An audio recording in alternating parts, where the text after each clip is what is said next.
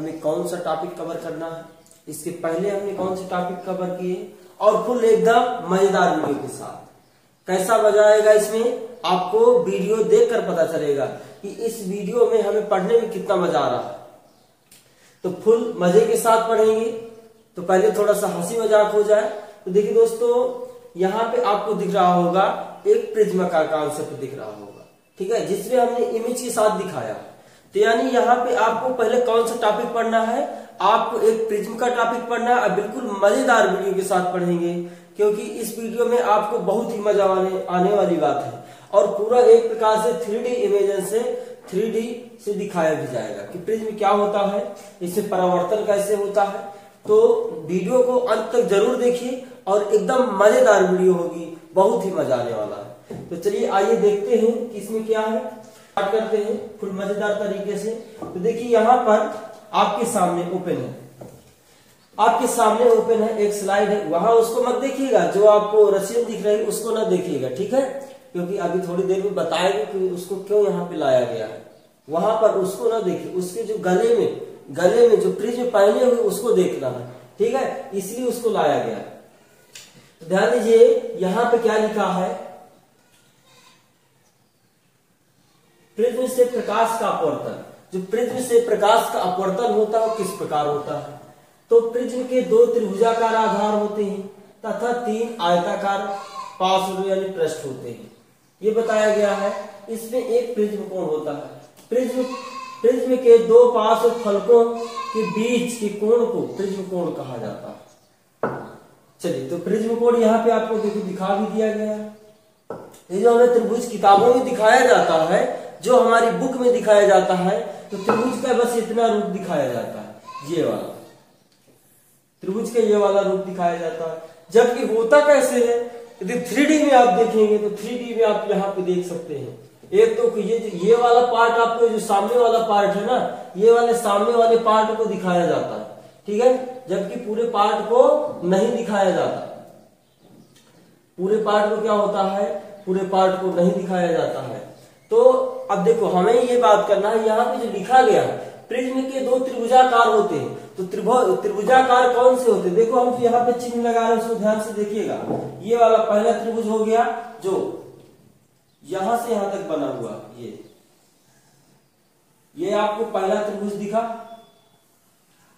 क्या, पहला त्रिभुज आपको दिखा। फिर इसके बाद दूसरा त्रिभुज, ध्यान से देखिएगा, क्या दूसरा त्रिभुज आपको दिख गया,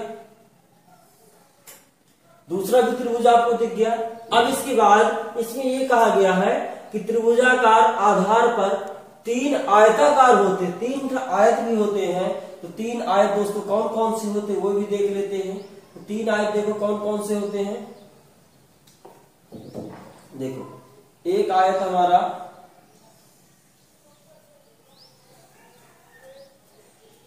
ये आपको एक आयत दिख रहा होगा, एक आयत आपको दिख रहा होगा उस पार का, ठीक है। जस्ट एक आयत आपको इस पार वाला भी दिखेगा, ये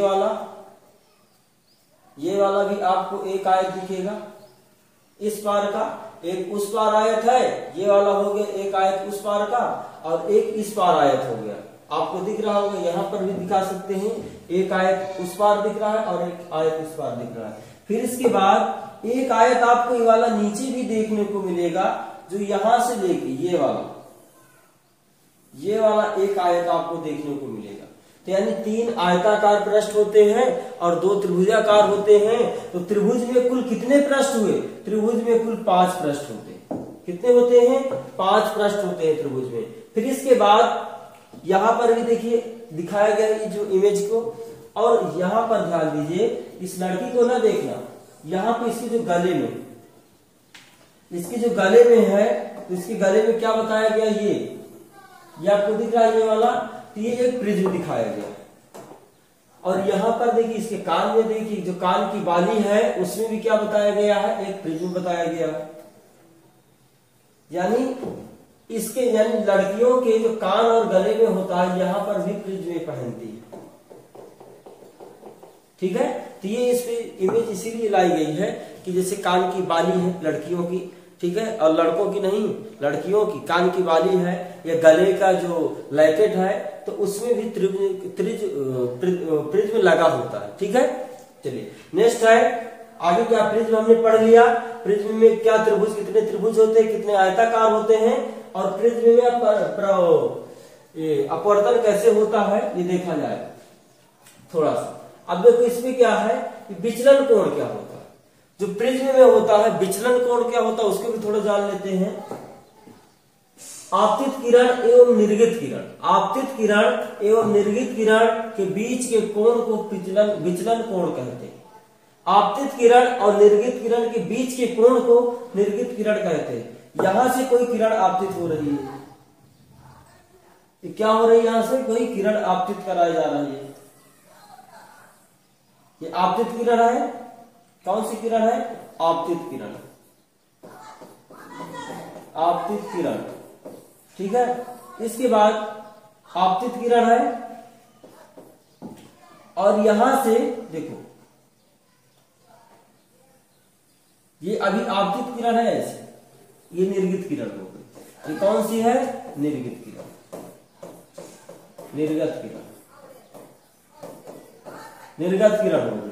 तो अब इसके मध्य जो बना हुआ कोण है, इसके मध्य कौन सा कोण बन रहा है, इसके मध्य देखो, इसको यदि आपतित किरण को थोड़ा सा आगे बढ़ा दिया जाता है और निर्गित किरण को थोड़ा सा पीछे लिया जाता है, तो यहां पर एक कोण का निर्माण होता है। तो इसे क्या कहा जाता है, इसी को विचलन कोण कहा जाता है। क्या कहा जाता है, विचलन कोण कहा जाता है। क्या बोला जाता है, विचलन कोण कहा जाता है। जैसे दो मान लीजिए, एक आपतित किरण हो गई ये वाली, और ये निर्गित किरण हो गई। यदि इनको आपतित किरण को सीधा ले जाना है, आपतित कराना है, और इसके बाद निर्गित किरण को थोड़ा सा पीछे लाएंगे, तो ये आपतित होती हुई प्रतीत होती है, दिखाती नहीं है। तो इसमें क्या है, ये विचलन कोण, जहां पे दोनों टकराती हैं या काटती हैं एक दूसरे को, तो विचलन कोण कहा जाता है। ठीक है, अब नेक्स्ट है आगे, यहाँ पे और देखो जो बताया गया थोड़ी देर इसके पहले, जो हमने इमेज यहाँ पे देखो, यहाँ पे और थोड़ा सा आपको डिटेल से बताया जाएगा कि कांच के प्रिज्म द्वारा स्वयं प्रकाश का विक्षेपण, वर्ड विक्षेपण कैसे होता है। ये एक मोस्ट इंपोर्टेंट टॉपिक क्या है, आपसे ये पूछा जाएगा कि बताइए प्रिज्म में अपवर्तन होता है, परावर्तन होता है, या वर्ड विक्षेपण होता है, या इनमें से कोई नहीं होता। तो प्रिज्म में क्या होता है, प्रिज्म में वर्ड विक्षेपण होता है। क्या होता है, वर्ड विक्षेपण होता है प्रिज्म में। प्रिज्म में ऐसा न लगा के चले आइएगा कि प्रिज्म में प्रकाश का अपवर्तन होता है। प्रिज्म के द्वारा क्या होता है, वर्ड विक्षेपण होता है, और ये यहाँ पे बताया गया, ये बताया गया वर्ड विक्षेपण। कांच के प्रिज्म द्वारा श्वेत प्रकाश का वर्ड विक्षेपण।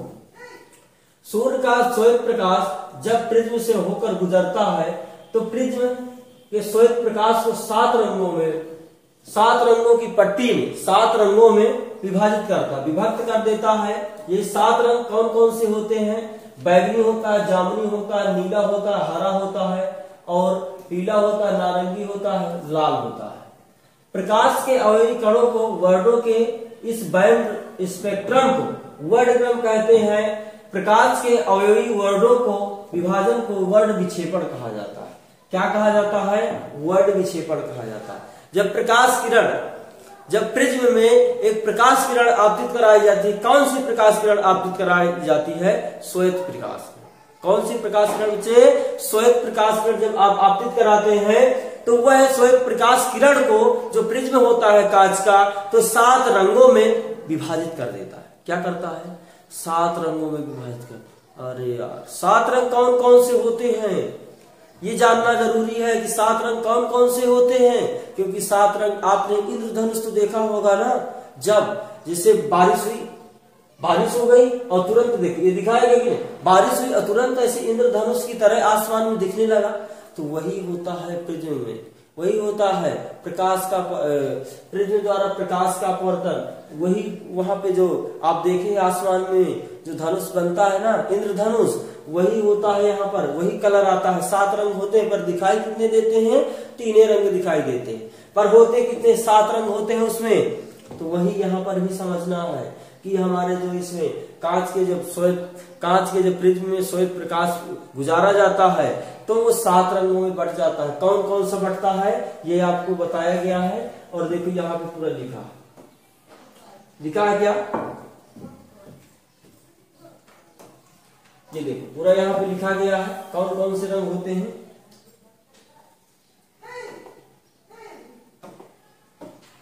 तो बता दीजिए, देखो कौन कौन से रंग होते हैं।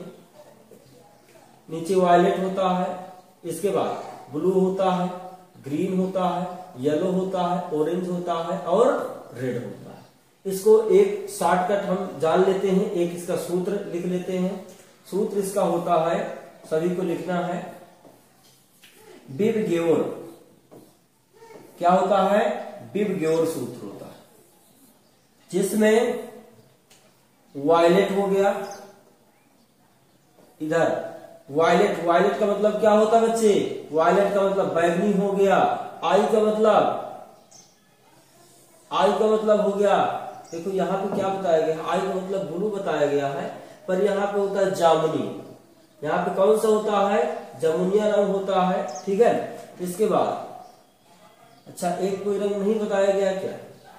1 2 3 4 5 6 7 कोई एक रंग नहीं बताया गया शायद। कितना है? 1 है, 2 है, 3 है, 4 है, 5 है, 6 7। 7 रंग तो बताए गए हैं, पर एक रंग कौन सा नहीं बताया गया इसमें भी।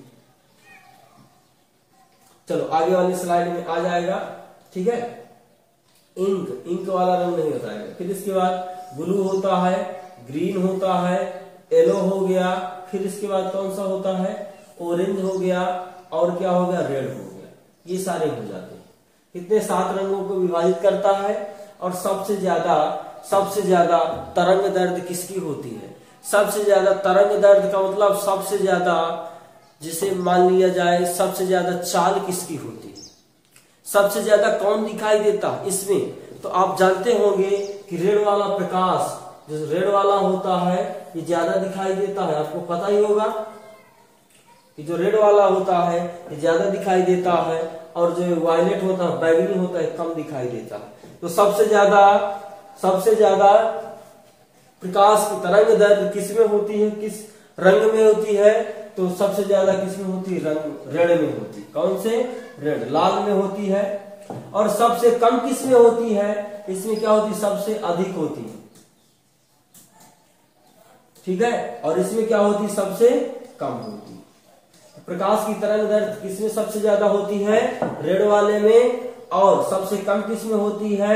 बैगनी वाले में कम होती है। सबसे नीचे बैगनी होता है इसलिए कम होती है, रेड ऊपर होता है तो इसलिए इसकी ज्यादा होती है। चलिए नेक्स्ट है, ये भी यहाँ पे देखो इमेज में बताया गया है। यहाँ से ऐसे कोई प्रकाश किरण गुजारना है, जो 7 रंगों में विभक्त हो रही है, ठीक है। चलिए आइए अब यहाँ पर भी देखो, हाँ यहाँ पे देखो आपको पूरा रंग दिखाया गया है कि नहीं? चलो दिखा देते हैं अच्छे से। देखो यही जो आई वाला है तो ये इंडिगो रंग होता है, जिसे जामुनी रंग कहा जाता है। ये आपको यहां से बता दिया गया, आपको दिख रहा होगा ये वाला। वायलेट हो गया, बैगनी जिसे कहा जाता है, क्या कहा जाता है? बैगनी कहा जाता है। इंडिगो हो गया जिसे जामुनी रंग कहते हैं, क्या कहते हैं? जामुनी रंग कहते हैं। ब्लू हो गया जिसे क्या कहते हैं? नीला कहते हैं। ग्रीन हो गया जिसे हरा बोलते हैं। येलो हो गया जिसे पीला बोलते हैं।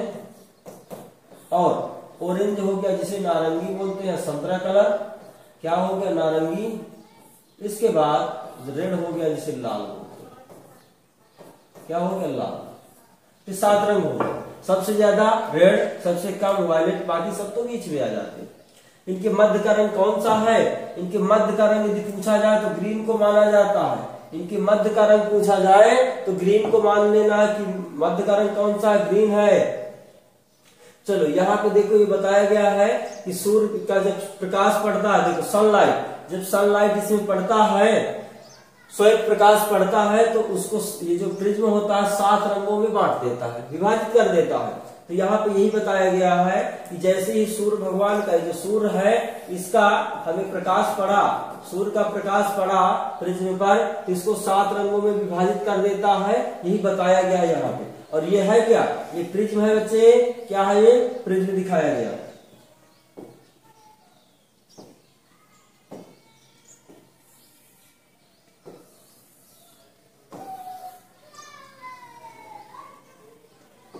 तो ध्यान दीजिए इंद्रधनुष, यहाँ पे आपके सामने जो ऊपर लिखा हुआ है तो इंद्रधनुष के बारे में लिखा हुआ है। इंद्रधनुष कब प्राप्त होता है, ये वर्षा के दौरान प्राप्त होता है। जब वर्षा हो चुकी होती है, वर्षा हो चुकी होती है तो थोड़ी देर उसके बाद जैसे वर्षा समाप्त हो गई तो तुरंत इंद्रधनुष निकलता है। वही कंडीशन यहाँ पे दी गई। चलो थोड़ा सा पढ़ लेते, जान लेते हैं। तो इंद्रधनुष क्या दिया गया है, इंद्रधनुष वर्षा के पश्चात यानी वर्षा के बाद आकाश में जल के सूक्ष्म कणों में दिखाई देने लगता है, जल के सूक्ष्म कणों में दिखाई देने लगता है। प्राकृतिक स्पेक्ट्रम यह वायुमंडल में उपस्थित जल की बूंदों द्वारा सूर्य के प्रकाश के परिक्षेपण से कैसे होता है, परिक्षेपण के कारण होता प्राप्त होता है। इंद्रधनुष सदैव सूर्य के विपरीत दिशा में होता है, ये बताया गया। जैसे सूर्य मान लीजिए पश्चिम में है तो आपको पूरब में दिखाया जाएगा। सूर्य मान लीजिए इधर दक्षिण में है तो आपको उत्तर में दिखाया जाएगा। सूर्य यदि पूरब में है तो आपको पश्चिम में दिखाया जाएगा, यानी सूर्य की विपरीत दिशा में दिखाया जाता है इंद्रधनुष। इसके बाद जल की सूक्ष्म बूंदे छोटे प्रिज्मों की भांति कार्य करती हैं, यानी जो प्रिज्म है ना तो जल की जो बूंदे होती हैं उसी तरह कार्य करती हैं। सूर्य के प्रकाश की आपतित बूंदे ये अपवर्तित तथा विक्षेपित करती हैं। तत्पश्चात इसे आंतरिक परावर्तित करती हैं। अनंत जल की बूंदे, भाई बूंदे तो बहुत सारी होती है, अनंत होती हैं, तो बाहर निकलते समय प्रकाश को पुनः अपवर्तित कर देती हैं। प्रकाश के परिक्षेपण तथा आंतरिक परावर्तन के कारण विभिन्न वर्ण प्रेक्षक के नेत्रों तक पहुंचता है, जो हमें कई प्रकार से रंगों में दिखाई देता है इंद्रधनुष। ठीक है, तो वर्षा के थोड़ी देर बाद आता है। चलिए यहाँ पे देखिए आपको बताया गया है कि ये बिग बोर वाला कॉन्सेप्ट क्या है, वर्षा की बूंदे हैं और यहाँ से सबसे ज्यादा लाल है और बैगनी है सूर्य का प्रकाश। ठीक है, विबग्योर कॉन्सेप्ट दिया गया है जो आपके लिए क्या है, ट्रिक है, इसमें आपको 7 रंग याद हो सकते हैं। इसको याद रखना है विबग्योर को, इससे 7 रंग आपको याद हो जाएंगे। आपको वर्णों के क्रम याद रखने का सहायता करेगा, दिखा दिए, कोई दिक्कत नहीं है। किसी प्रिज्म से गुजरने वाले प्रकाश के पश्चात प्रकाश के विभिन्न वर्ण आपतित किरण के सापेक्ष अलग अलग कोणों को झुकते हैं। लाल प्रकाश सबसे कम होता है। ठीक है, कोण की जब बात आती है, लाल प्रकाश का कोण सबसे कम होता है, बैगनी प्रकाश का कोण सबसे अधिक झुकता है। कोणों की बात होती है। ठीक है, तो कोणों की जब बात होती है तो लाल प्रकाश का कोण सबसे कम होता है और बैगनी का सबसे अधिक कोण होता है। नेक्स्ट स्लाइड आपके सामने देखो, जब कोणों की बात होती है तो यहाँ पे देखो बता भी दिया गया है, बैगनी का कोण सबसे ज्यादा होता है और लाल का कोण सबसे कम होता है। ये देखो बता भी गए ना, ऐसे यहाँ से ये वाला तो कोण ज्यादा ही होगा भाई, तो स्पष्ट दिखाई दे रहा है। नेक्स्ट आपके सामने देखो क्या ओपन है,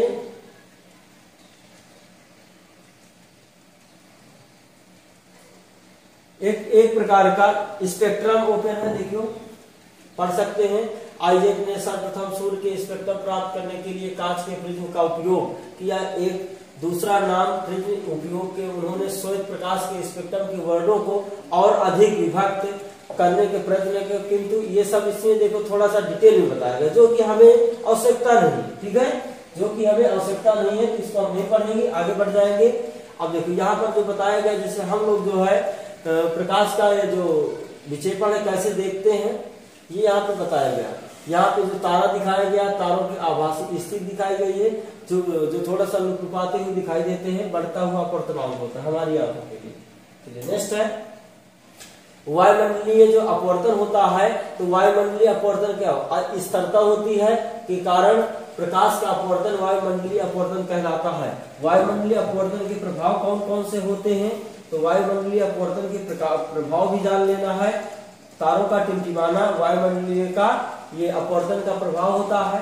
ठीक है, इसके बाद अग्रिम सूर्योदय यानी विलंबित सूर्यास्त, यानी जब सूर्योदय होता है और सूर्यास्त होता है तो हमें थोड़ा सा ऋण दिखाई देता है। इसके बाद तारों का वास्तविक स्थिति के कुछ ऊंचाई पर प्रतीत होना, वास्तविक स्थिति के कुछ आगे ऊंचाई में प्रतीत होते हैं, गर्म वायु में होकर देखने वाले वस्तु की आभासी स्थिति का परिवर्तित हो जाना। ठीक है, चलिए ये सारे प्रभाव हो गए।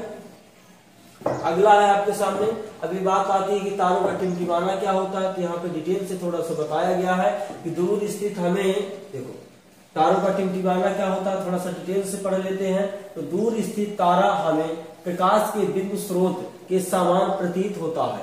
चूंकि तारों से आने वाला जो प्रकाश किरण होता है, जो स्वयं प्रकाश किरण तारों से आने वाला होता है, तो इसका पास थोड़ा सा दूरी होता है, थोड़ा थोड़ा परिवर्तित होता रहता है। ताकि देखो जैसे मान लीजिए हम दूर, प्रकाश की किरण वहां से दूर है, हमें तारा बहुत दूर दिखाई देता है, तो ये प्रकाश जो है एक प्रकार से पूरी तरीके से एकत्रित होकर नहीं पहुंच पाता, तो लुप्त तभी दिखाई देता है। ठीक है, अतः तारे की आभासी स्थिति विचलित होती रहती है। आंखों में प्रवेश करने वाले तारों के प्रकाश की मात्रा झिलमिलाती रहती है, जिसके कारण कोई तारा कभी चमकीला प्रतीत होता ही नहीं होता है, कभी तो धुंधला दिखाई देता है।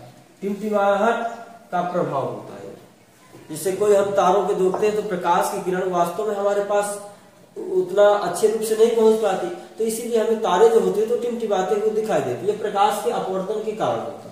ठीक है, बात आती है कि टिंडल प्रभाव क्या होता है, प्रकाश का प्रकीर्णन क्या होता है, प्रकाश का प्रकीर्णन क्या होता है, टिंडल प्रभाव क्या होता है। और एक बात और ध्यान देना, आकाश हमें नीला क्यों दिखाई देता है, आकाश का रंग नीला क्यों दिखाई देता है, तो ध्यान देना, इसको भी लिख लेना। आकाश का नीला दिखाई देना, आकाश का नीला दिखाई देना। आकाश हमें नीला कैसे दिखाई देता है, इसका क्या कारण, आकाश का नीला दिखाई देना ये होता है प्रकाश के प्रकीर्णन, प्रकाश के प्रकीर्णन के कारण, प्रकाश के प्रकीर्णन के कारण, प्रकाश के प्रकीर्णन के कारण आकाश हमें नीला दिखाई देता है। चलो यहाँ प्रकाश का प्रकीर्णन बताया गया है। प्रकाश के प्रकीर्णन में क्या क्या होता है, जब कोई प्रकाश किरण का पुंज वायुमंडल के महीन कणों जैसे धुआं, जल की सूक्ष्म बूंदें, धूल के निलंबित कण तथा वायु के अणु से टकराता है, तो उस किरण का पुंज मार्ग दिखाई देने लगता है। कोयलाइडी कणों के द्वारा प्रकाश के प्रकीर्णन की इस परिघटना को टिंडल प्रभाव कहा जाता है। चलिए ध्यान दीजिए, टिंडल प्रभाव बहुत ही आसान, क्या है, टिंडल प्रभाव बहुत ही आसान है। इसीलिए हमने कहा था कि पूरा कॉन्सेप्ट इस वीडियो का बहुत मजेदार तरीके से समझेंगे कि टिंडल प्रभाव क्या होता है। अभी हमने क्या समझा, प्रकाश का प्रकीर्णन क्या होता है, और हमने ये भी समझा क्या कि पृथ्वी में प्रकाश का अपवर्तन कैसे होता है। पृथ्वी हमने बताया कितने रंगों में बंटता है, इंद्रधनुष क्या होता है। अब हमें पढ़ना है कि इसमें टिंडल प्रभाव क्या होता है। तो टिंडल प्रभाव दोस्तों क्या होता है, देखिए आपने यानी कच्चे मकान तो देखे होंगे, कच्चे मकान नहीं देखे तो पक्के मकान भी देखे होंगे, दोनों तो देखा है भाई आपने। अब पक्के तो सब लोग जो है तो पक्के बनवा लेते हैं। कच्चे मकानों में क्या होता था, वहां पूरा स्पष्ट दिखाई देता था, यही प्रकाश का प्रकीर्णन और ये टिंडल प्रभाव। ठीक है, वहां पर कोलाइडी कण भी दिखाई देते थे। तो क्या आपने कच्चों घरों में जो खपरा जानते हैं, हाँ खपरा जो छाए हुए होते हैं, उनके बीच बीच थोड़ी थोड़ी जगह होती है, तो वहां से क्या कभी आपने सूर्य का प्रकाश आते हुए देखा है, सूर्य का प्रकाश आते हुए देखा है। और सूर्य का प्रकाश जैसे आता है तो एक जैसे पूरी लाठी की तरह पूरा ऐसे गोला गोला पूरा लंबा लंबा जमीन तक होता है। ठीक है, तो वहां पे आपने ये देखा होगा कि उस जितने में प्रकाश होता है लाठी की तरह, उतने में छोटे छोटे कण क्या होते हैं, इधर उधर गति करते रहते हैं। तो वही चमकते रहते, जो कण होते हैं तो चमकते रहते, तो वही होता है प्रकीर्णन, प्रकाश का प्रकीर्णन होता है। और उन्हीं कणों को कहा जाता है कोलाइडी कण, उन्हीं कणों को कहा जाता है कोलाइडी कण। और उसी घटना को क्या कहा जाता है, टिंडल प्रभाव कहा जाता है। उसी घटना को क्या कहा जाता है, टिंडल प्रभाव कहा जाता है। और उनकी गतियों को उन्हें क्या बोलते हैं, जो कोलाइडी कण होते हैं, आपने ध्यान दिया है, जो कोलाइडी कण होते हैं, जैसे सूर्य का प्रकाश आया, किसी कपड़े के जो छोटा सा छिद्र होता है वहां से आया, तो इस लाठी की तरह पूरा जमीन पे होता है थोड़ा सा ऐसे, तो उसमें क्या दिखाई देता है, उसमें हमें ये दिखाई देता है कि धूल के जो कण है तो इधर उधर गति कर रहे, चमक रहे, तो ये प्रकाश के प्रकीर्णन की घटना हो गई। ये जो चमक रहे धूल के कण जो है प्रकाश के कारण, तो ये टिंडल प्रभाव हो गया, ठीक है। अब जो कण जो है इधर उधर गति करते हैं, तो उसे कणों की गति को कहा जाता है ब्राउनी गति। क्या कहा जाता है, ब्राउनी गति कहा जाता है। कणों की गति को क्या कहते हैं, ब्राउनी गति कहते हैं। और कक्षा 12 में आपको पढ़ने को मिलेगा कि ब्राउनी गति क्या होती है। तो कोलाइडी कणों की गति को, कोलाइडी कणों के टेढ़ी मेढ़ी गति को ही ब्राउनी गति कहा जाता है। तो चलिए, क्या आपने इतना जान लिया है। इसके बाद ये देखो, जब धुएं से भरे किसी कमरे में किसी सूक्ष्म छिद्र से कोई पतला प्रकाश आता है, देखो जब धुआं जब कमरे में भरा होता है तब जब प्रकाश प्रवेश करता है तो हम इसे टिंडल प्रभाव कह सकते हैं, देख सकते हैं। जब किसी घने जंगल में वितान से सूर्य का प्रकाश गुजरता है तो टिंडल प्रभाव देखा जाता है, ठीक है, जंगल में भी देख सकते हैं। चलिए नेक्स्ट है आपके सामने अगली स्लाइड। अगली स्लाइड यहाँ पर यह है कि रिलेज का नियम क्या है, प्रकीर्णन का नियम क्या है। तो प्रकीर्णन का नियम होता है अल्फा बराबर 1/गामा के पावर 4 होता है। क्या होता है, अल्फा बराबर, यहाँ पे बराबर लगा लेना, गामा की पावर, ये गामा है, लेमडा है, ठीक है, लेमडा की पावर 4, क्या है, लेमडा पावर 4 होता है। लेमडा है क्या, प्रकाश की किरण की तरंग दैर्घ्य है लेमडा, प्रकाश की किरण की तरंग दैर्घ्य है। प्रकीर्णित प्रकाश का वर्णन प्रकीर्णन न करने वाले कणों का आकार निर्भर करता है, ठीक है। अति सूक्ष्म कण मुख्य रूप से नीले प्रकाश को प्रकीर्णन करते हैं। और एक देखो, एक दोस्तों यहाँ पर ये सब पढ़ते रहना, ये सब की आवश्यकता नहीं है हमें, ठीक है। एक जो है बात और है कि जैसे अंतरिक्ष से या चंद्रमा से आकाश को देखा जाता है तो आकाश को नहीं, अपने पृथ्वी को देखा जाता है तो किस प्रकार का दिखाई देता है, तो किस प्रकार का दिखाई देता है, यहाँ का जो आसमान है, यहाँ का जो वातावरण किस प्रकार का दिखाई देता है, तो पूरा ब्लैक ब्लैक दिखाई देता है। आसमान जैसे आप देखो, यहाँ से हम देखते हैं आसमान, यहाँ से जो बात है पूरी कॉन्सेप्ट समझ लीजिए, जो यहाँ से आसमान को हम देखते हैं तो हमें नीला दिखाई देता है। और क्यों दिखाई देता है, कि प्रकाश के प्रकीर्णन के कारण दिखाई देता है। जब आप अंतरिक्ष से देखेंगे या वायुयान से देखेंगे, एरोप्लेन में जाते हुए देखेंगे तो आकाश हमें ब्लैक दिखाई देता है। आकाश हमें कैसा दिखाई देता है, आकाश में काला दिखाई देता है। चलिए इसको पढ़ते रहेंगे। अब इसके बाद यहाँ पे खतरे का संकेत सबसे ज्यादा कौन किसे कहा जाता है, लाल रंग को कहा जाता है। क्या है, खतरे का संकेत किसे दिया जाता है, लाल रंग को दिया जाता है, क्योंकि इसकी प्रकाश की तरंग दैर्घ्य सबसे अधिक होती है। हमने बताया कि नहीं, हमने बताया कि इसकी तरंग दैर्घ्य सबसे अधिक होती है। स्वच्छ आकाश का रंग कैसे दिखाई देता है, नीला क्यों दिखाई देता है, ये बताया गया। वायुमंडल में अणुसूक्ष्म कणों का आकार प्रकाश के प्रकीर्णन के कारण, ध्यान रखिएगा, प्रकाश के प्रकीर्णन के कारण, प्रकीर्णित लिखा है, ठीक है, तो प्रकीर्णन के कारण ही दिखाई देता है। ऊंचाई पर उड़ते हुए पक्षियों यानी यात्रियों को आकाश काला क्यों दिखाई देता है, हमने आपको बता दिया है कि वहां पर प्रकाश का प्रकीर्णन नहीं हो पाता। ज्यादा ऊंचाई पर जैसे पहुंच जाते हैं तो वहां पर प्रकाश का प्रकीर्णन नहीं हो पाता है, क्योंकि इतनी ऊंचाई पर प्रकीर्णन सुस्पष्ट नहीं होता, इसलिए यात्रियों को काला आकाश दिखाई देता है, बता दिया गया पहले से ही। चलिए, बादल सफेद क्यों प्रतीत होता है, बादल सफेद क्यों प्रतीत होता है, क्योंकि बादल में पानी की बूंदें बनी होती हैं। सूक्ष्म आकार दृश्य, ये किरणें से तरंग दैर्घ्य की सीमा अधिक होती है, इसलिए श्वेत हमें दिखाई देता है। तो इसमें ज्यादा कोई वो वाली बात नहीं है, हमने बता भी दिया है भाई बादल क्यों दिखाई देता है सफेद, क्योंकि उसमें पानी की बूंदें होती है। ग्रह क्यों टिमटिमाते हैं, ग्रह क्यों नहीं टिमटिमाते हैं, तारे क्यों टिमटिमाते हैं, ये बताया गया है। तो देखो, तारों की अपेक्षा पृथ्वी के काफी नजदीक है जो ग्रह होते हैं, जो ग्रह होते हैं तो तारों की अपेक्षा तारे तो बहुत दूर है, तारे बहुत दूर है और ये जो ग्रह होते हैं बहुत नजदीक होते हैं। इसीलिए हमें जो है भाई ये स्पष्ट दिखाई देते हैं, ये टिमटिमाते हुए नहीं दिखाई देते। जबकि ग्रह बहुत दूर है, वहां पे प्रकाश की किरण पहुंच नहीं पाती है बराबर तरीके से, इसलिए हमें टिमटिमाते हुए दिखाई देते हैं। चलिए यही इसमें सब बात लिखी गई, कोई आवश्यकता नहीं सब जानने की। चलिए अब आगे क्या है, आपके लिए कुछ क्वेश्चन है तो इनको जो है प्रैक्टिस कर लेना अच्छे से।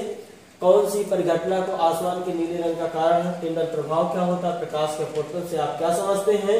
अतिशय ऊंचाई उड़ते अंतरिक्ष यात्रियों को आकाश काला क्यों दिखाई देता है? ये सारे क्वेश्चन आपको कर लेना है।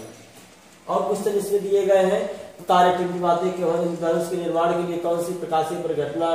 रेखा चित्र बनाकर, जो रेखा चित्र हमने बताया है ना, रेखा चित्र आपको दिखाया गया है, उसी को दिखा देना, उसी प्रकार का बना देना है। भाई देखो इस प्रकार से आप सूर्य बना देंगे।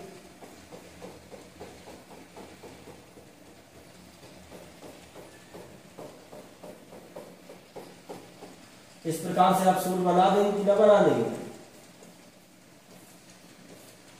ये वाला सूर्य जानते हैं, ये वाला कक्षा यानी कक्षा जो छोटी कक्षाएं हैं उनमें किताबों में बना होता है, इस प्रकार का सूर्य बना देना है। इसके बाद अभी इंद्रधनुष कैसे दिखाई दे, जब सूर्य का प्रकाश पड़ता है तो उधर इंद्रधनुष दिखाई देता है कांच के, ठीक है। तो अब आप इसको बना सकते हैं और ये सारे क्वेश्चन आपको करना है। तो हमारी क्लास का लास्ट स्लाइड थी, खत्म हो गया। तो आपने पूरा प्रिज्म तैयार कर लिया है, प्रिज्म अच्छे से पढ़ना है और ये मोस्ट इंपोर्टेंट है यूपी बोर्ड एग्जाम के लिए, कक्षा 10 के लिए फरवरी में एग्जाम है। अच्छे से पढ़िए, मस्त वीडियो में मजा आ गया है।